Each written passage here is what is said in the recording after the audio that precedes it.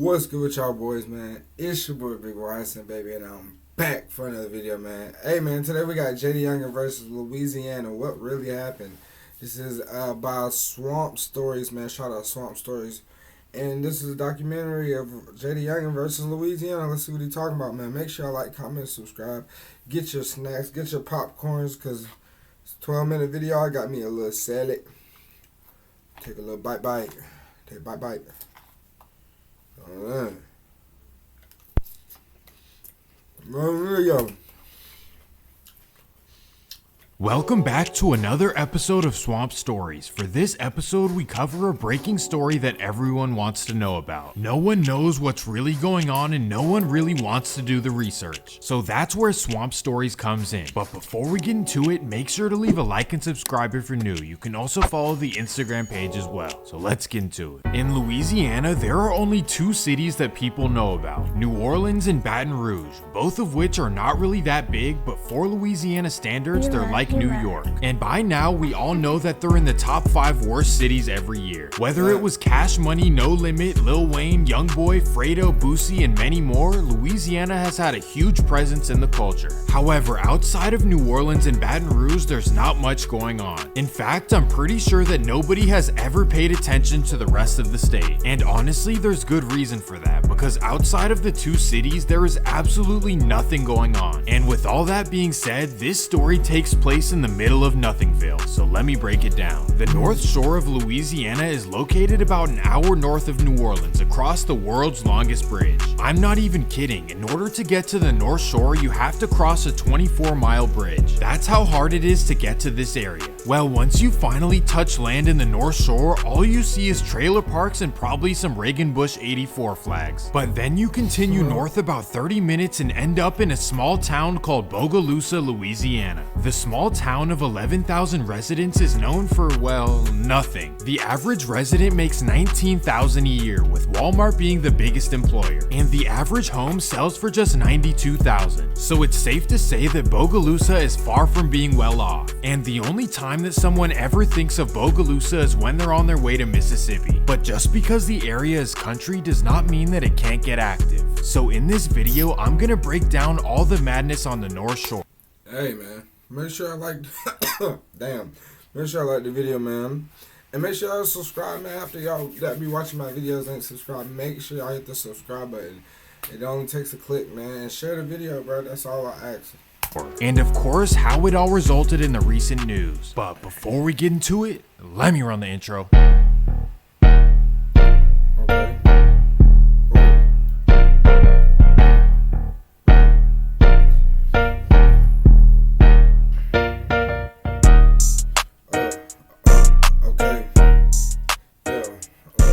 Okay. Well, this is where a young man named Javorius Scott was born in 1998. He grew up in a small house on Superior Ave. His area is just like any southern town, with small houses and trailers spread out. But growing up there is nothing like New Orleans or Baton Rouge. In fact, Bogalusa will only see about 1 to 2 incidents a year. So other than those 1 or 2 days, the town is pretty quiet. But that doesn't mean that growing up there is without struggle, because poverty is a huge issue. It's only quiet because it's a small town with no other cities within 20 minutes. In fact, the closest town is Franklinton, which is 27 minutes away. So essentially, Bogalusa is a big family because all they have is each other. Well, through a poor and boring upbringing, all Javorius had was music, and he began taking it seriously in 2016 at just 17 years old, this time under the name JaydaYoungin. Almost instantly, his songs blew up and reached millions of views. He began being noticed by local rappers such as Baton Rouge's Scotty Kane and most importantly NBA Youngboy. And in 2016, he released multiple songs with Youngboy's brother 33 and Scotty Kane. As time went on, JaydaYoungin seemed to get more and more popular, especially in 2019 with songs like 2-3 Island, which hit number 17 on US charts. Well, right at the peak of his early career, Jay decided... When I say 2-3 Island, nigga, it's 23 Island.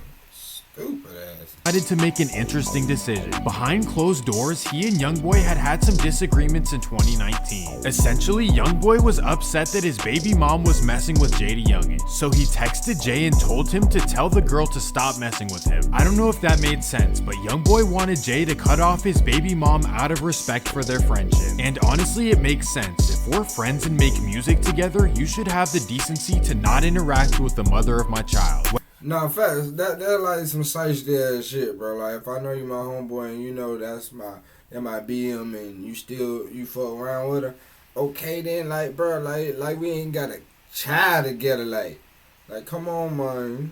That's shiesty, bro. It be your own people. Honestly, it makes sense. If we're friends and make music together, you should have the decency to not interact with the mother of my child. Well, the alleged story goes that Jay told Youngboy that he would cut her off, and for the time being, he did so. But then the two got into a disagreement over an unreleased song that had leaked. Youngboy blamed Jay for sending out their exclusive song to friends who leaked it. So in response, Jay allegedly started rolling with the good old baby mom. In reality, this should end a friendship, but definitely not serious enough to spark a beef.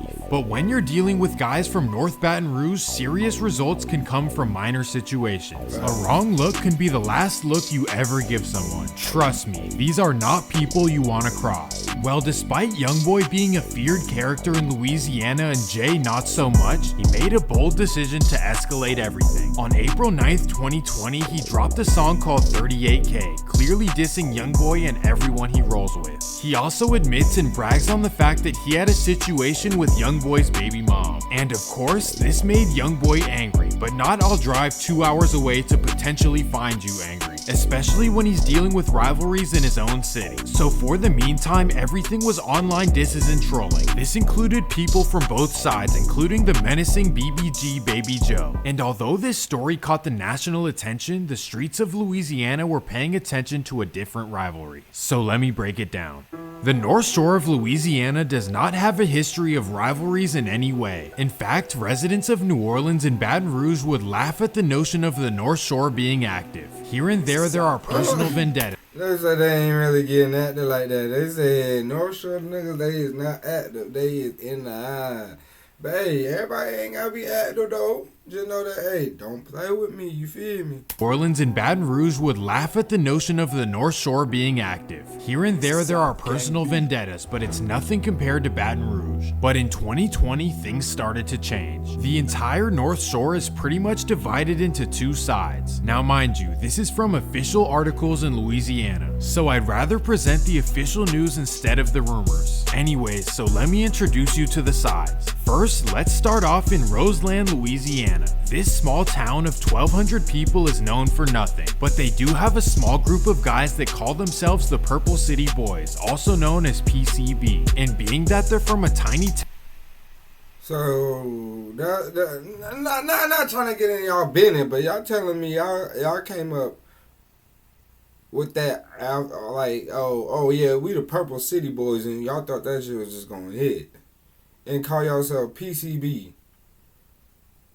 Y'all niggas was on PCP when y'all thought of that shit, boy. What are y'all thinking?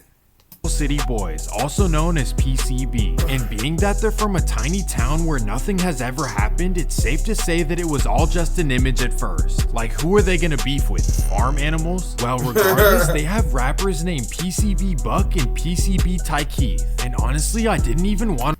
Whoa, ain't that what's the name? Rappers named. Ain't that the Peanut dude that passed away? R.I.P. Peanut dude? PCB Buck and No. But R.I.P. Peanut dude. PCB Ty Keith. And honestly, I didn't even want to listen to the songs after seeing the low views, but they're actually not that bad. I feel like there's a lot of undiscovered talent in these small areas. And that takes us to 2019. That's when PCB started going at it with a group called La Familia. They originate from Hammond, which is another small country town, but they have members that are spread out through the entire North Shore, and their main rapper is 700 Jeezy. He's had a couple decent songs, but he's more known. 700 Jeezy. Let's see. Oh shit. Let's see what 700 Jeezy. Let's give him 15 seconds. Let's see if you really like that, bro. I ain't never heard of it, nigga. Let's go. Let's see what this about. DJ, you the plug. You know what the fuck it is? Want G's again, Bellface J. They want G's again, Bellface J. Riding in the Hattie, yeah. With them rough riders, yeah. Tryna split a nigga shit. You know I'm known for flashing. When I see you, I ain't spend shit. I'm tryna walk you down and stand over you with this bitch. It ain't no hopping out, I'm parking and I'm walking. I'ma draw down with this bitch, broad day Bellface for talking about it. Don't need no pill, this shit right here, I love to do it without it. Can't wait till I catch you niggas slipping, I'ma see about you. That nigga won't be famous till the end of fucking dead. Catch him slipping, walking out the next two house, leave us at red. Wrong, now that's a... Let's continue with this damn video. Known for another kind of drum. Well, according to Louisiana prosecutors, La Familia rolls with two groups. The first is Hunger Gang, also known as HG. They are centered in the town of Covington and have a rapper named HG Suave, who's actually hard. And finally, alright, let's see. HG Suave. What the fuck?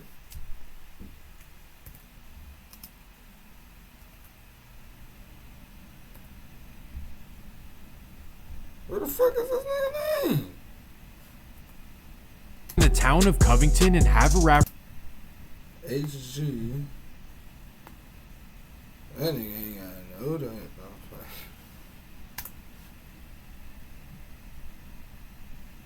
What the fuck?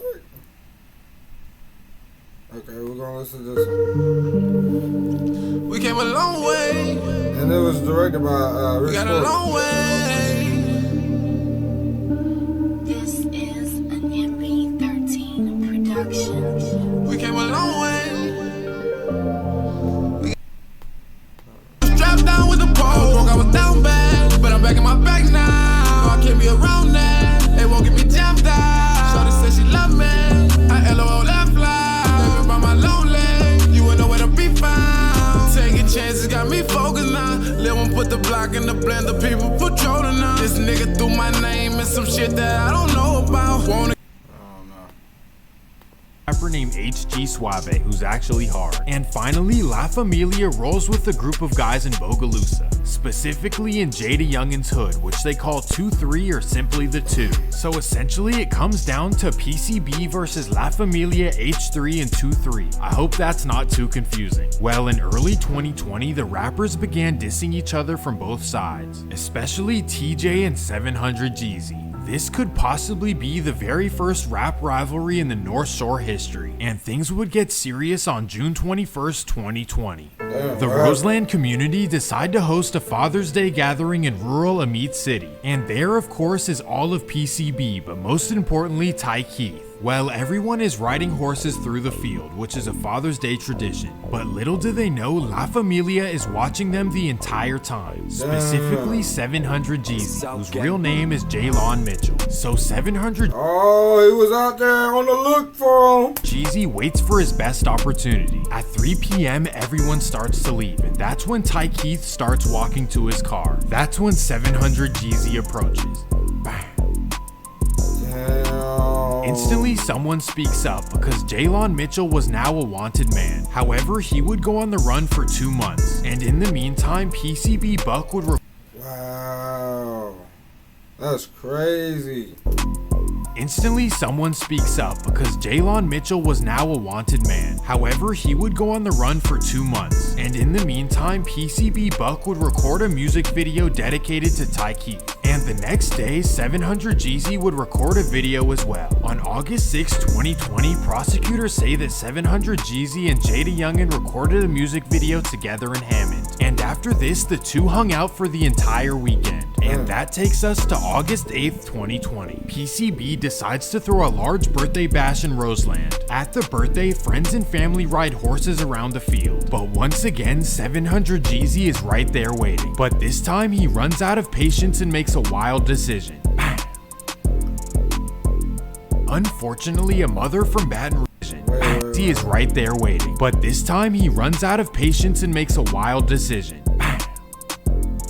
Damn. Unfortunately, a mother from Baton Rouge did not make it. And right after this, 700 Jeezy drove out to Houston to hide out. And here is where things get interesting. Prosecutors claim that JaydaYoungin helped Jeezy leave the scene and eventually head to Texas. And in Louisiana, this is a serious crime. Well, in defense, Jay claimed that he knew nothing about what Jeezy had done and was just doing him a favor. Either way, Texas authorities would get Jeezy after a chase down I-10. And after his arrest, more would come, including 6 La Familia members and of course and after his arrest, more would come, including You got Grandpa Unc in here.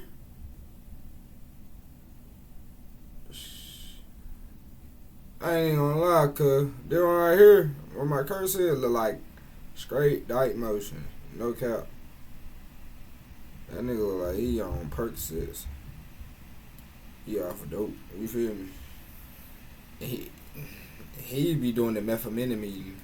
including 6 La Familia members and of course JaydaYoungin. He was formally charged with being an accessory to the events on August 8th. Authorities said that he's a part of La Familia and he rivals with PCB. And in Louisiana, they do not play. You will get a long sentence for minor things. Thankfully though, the evidence against Jay wasn't very strong and his defense team was well paid. So eventually his lawyer successfully had his charges reduced. However, he would be in jail for quite some time. And during this time, there were a few incidents back home. This includes the July 21st passing of a rival nicknamed 10, not to be confused with NBA 10. Well, finally on June 17th, 2022, Jay was released from Tangipahoa Parish. Here's how it worked out. Under an agreement, he paid $5,500 in fines and a 1-year supervised release. After a year of no music, fans were excited for some new songs. And instead of going back to Georgia, he had to stay in the parish due to the supervised release. And that takes us to July 27th, 2022. Jay is outside his grandma's house on Superior Ave. Just like any other day, he's outside with his friends and family showing off his blue Corvette. Well, after posting his location on social media, the rivals knew where to get him. 5:45 p.m. Jay is outside with his dad and younger brother, and that's when a car pulls up. Bam! That's crazy, y'all. Like, people just, man, like, why would you drop your addy, bro? You ain't gotta be that tough, bro. You know what I'm saying? Be smart, not tough. R.I.P. JaydaYoungin. Quickly after, he's driven to Our Lady of Angels, just a mile down the road. Well, little did they know, the whole time the rivals were still following them. So when they arrive, bam! Thankfully, this time everyone was okay, but unfortunately, Jay did not make it. So after this, social media erupted, with 90% being positive and 10% being rivals clowning. Online, you can find all kinds of clips and screenshots of both NBA and PCB members clowning Jay on Instagram. But honestly, I'd rather not show that. Either way, people have been speculating whether it's NBA or if it's PCB. And maybe it's neither, but what do you guys think? Interestingly enough, 700 Jeezy's brother Twan is close friends with Youngboy's brother and NBA 10. As you can see, BIGYSNBABY-JaydaYoungin has songs with Twan and they're also seen together in social media posts. So if 700 Jeezy rolls with JaydaYoungin and his brother rolls with Youngboy, how does this make any sense? Especially because Youngboy's side seen together in social media posts. So if 700 Jeezy rolls with JaydaYoungin and his brother 700 Jeezy rolls with JaydaYoungin. Brother rolls with Youngboy, that don't make sense. That don't make sense. I don't get it. That don't make sense. how does this make any sense? Especially because Youngboy's side has been clowning Jay since the second he passed. Could there be something fishy going on, like a backdoor activity, or is this just the nature of the streets? Simply put, it's all a big mess. Well,